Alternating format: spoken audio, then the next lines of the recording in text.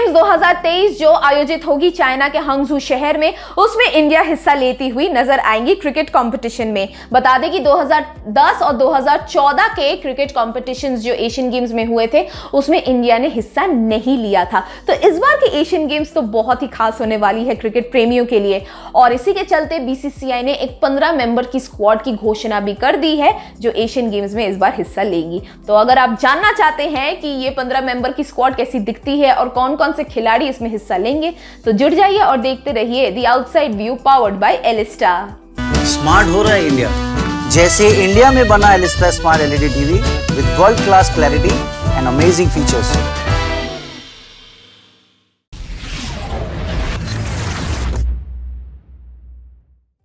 तो शुरुआत करते हैं बड़े पर्दे से। सबसे पहले बता दें कि इस एशियन गेम्स में क्रिकेट कंपटीशन एक T20I के फॉर्मेट में खेली जाएगी और इसका वुमेन्स टूर्नामेंट शुरू होगा 19 सितंबर 2023 से, और इसमें कुल 14 टीम्स हिस्सा लेंगी और 14 मैचेस खेले जाएंगे। अब सीडिंग या रैंकिंग की बात करें तो वो होगी according to ICC T20I team rankings, जिसकी आखिरी कैलकुलेशन हुई थी 1 जून 2023 को। तो चूंकि इंडिया की रैंकिंग काफी अच्छे है पूरे विश्व में, तो इंडिया को पूरे लीग स्टेज की शुरुआत से इस एशियन गेम्स को नहीं खेलना पड़ेगा, वो डायरेक्टली क्वार्टर फाइनल के स्टेज से खेलेंगी।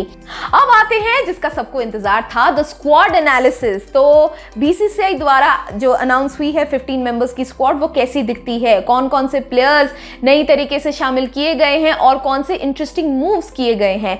तो सबसे पहले बात करते हैं रिटर्नी प्लेयर्स की। सबसे पहले आती है बंगाल की विकेटकीपर बैटर ऋचा घोष। बहुत ही चर्चे में थी वो, क्योंकि बांग्लादेश टूर में उन्हें नहीं इंक्लूड कर दिया गया था।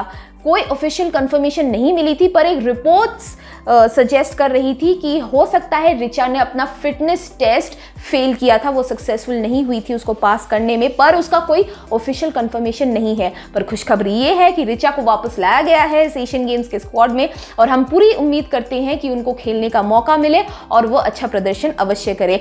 और इसी के साथ दूसरी खिलाड़ी रिटर्निंग प्लेयर राजेश्वरी गायकवाड़, बहुत ही एक्सपीरियंस्ड, बहुत ही तजुर्बेत खिलाड़ी वो रही हैं। एक स्पिनर के तौर पे इंडिया के लिए काफी बार पेशी कर चुकी है। कुल 55 T20I इंटरनेशनल्स में अब तक वो इंडिया के लिए पेशी कर चुकी है। बहुत अच्छी खिलाड़ी रही है और चर्चे में भी थी, क्योंकि उन्हें भी बांग्लादेश के दौरे पे इंक्लूड नहीं किया गया था। तो हम उम्मीद करते हैं कि एशियन गेम्स में वो भी खेलती हुई नजर आएंगी। अब आते हैं रिटेनी प्लेयर्स में। तो बांग्लादेश के दौरे से कुल 3 खिलाड़ियों को इस बीसीसीआई के स्क्वाड में रिटेन कर दिया गया है। सबसे पहली खिलाड़ी उमा छेत्री विकेट कीपिंग करती हुई नजर आएंगी, क्योंकि यस्तिका भाटिया को ड्रॉप कर दिया गया है। और साथ ही आती है 2 दूसरी खिलाड़ी मीनू मनी और अनुषा बरेड्डी। तो ये 3 खिलाड़ी रिटेन कर दिए गए हैं। अब आते हैं एक ऐसी खिलाड़ी पे जो काफी समय से चर्चे में रही हैं और बांग्लादेश के दौरे में भी उनको ओडीआई स्क्वाड में ही शामिल कर दिया गया था, T20 स्क्वाड में शामिल नहीं किया गया था। तो चर्चे में रही थी, वो थी स्नेह राणा को भी इस बार फिर से चर्चे में है, क्योंकि बीसीसीआई के स्क्वाड में उन्हें 15 मेंबर के मेन स्क्वाड में शामिल नहीं किया गया है, उन्हें रखा गया है स्टैंड बाई प्लेयर के हिसाब से। अब उनके औहदे के प्लेयर को, जो काफ़ी बार इंडिया के लिए पेशी कर चुकी है, अच्छा पेशी कर चुकी हैं, चाहे वर्ल्ड कप्स में हो, चाहे वो किसी सीरीज में हो, एक स्पिनर के तौर पे बल्लेबाजी से भी काफ़ी बार अच्छी पेशी कर चुकी हैं, उनको स्टैंड बाई प्लेयर की तरह क्यों रखा गया है, उसका कोई ठोस जस्टिफिकेशन अभी तक हमें नहीं मिला है, पर अब तक तो ऐसा ही है।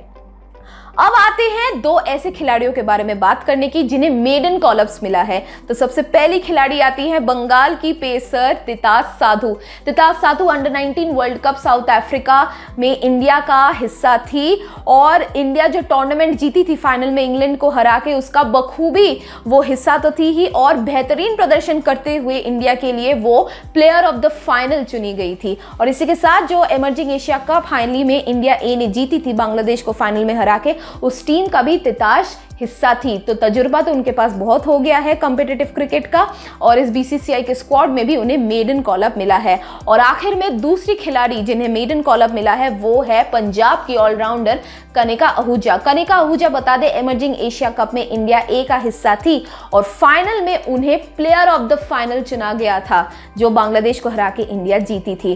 तो ये दोनों मेडन कॉलअप समझा ही जा सकता है कि बहुत ही बेहतरीन 2 खिलाड़ियों को चुना गया है, जो फाइनल्स में अच्छा प्रदर्शन कैसे करते हैं उसका अच्छा नॉलेज उन दोनों को अब तक हो गया है, अच्छा खासा तजुर्बा उन लोगों ने हासिल कर लिया है और उम्मीद करते हैं कि एशियन गेम्स में भी बेहतरीन प्रदर्शन करते हुए तिताश और कनिका दोनों नजर आएंगी।